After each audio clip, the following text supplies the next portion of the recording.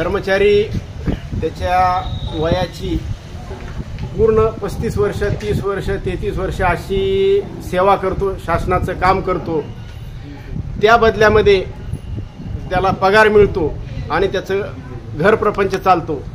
परंतु तो सेवानिवृत्त झाल्यानंतर त्याचा चरितार्थ चालवण्यासाठी शासनानं हमी घेतलेली असती की त्यानं आयुष्यभर शासनाचं काम केल्यामुळं त्याच्या वृद्धापकाळात सुद्धा त्याला अर्धा पगार देऊन, त्याला आपण पेन्शन म्हणतो, पेन्शन देऊन त्याचं चरितार्थ चालत असते।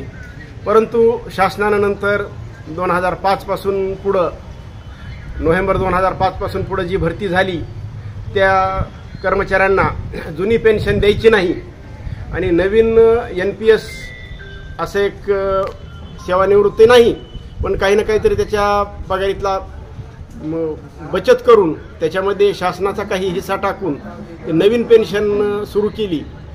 तर ज्यावेळेस काही कर्मचारी सेवानिवृत्त झाले त्यांना एवढी तुटपुंजी रक्कम मिळू लागली की ज्याच्यामध्ये त्याचा उदरनिर्वाह अजिबात चालू शकत नाही।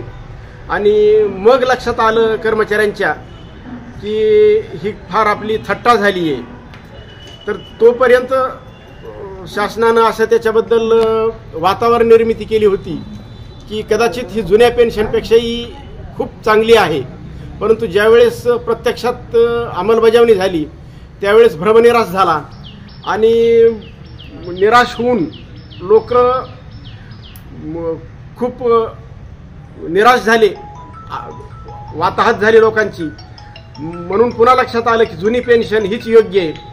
त्यावेळेसपासून जुन्या पेन्शनची मागणी जोर धरू लागली।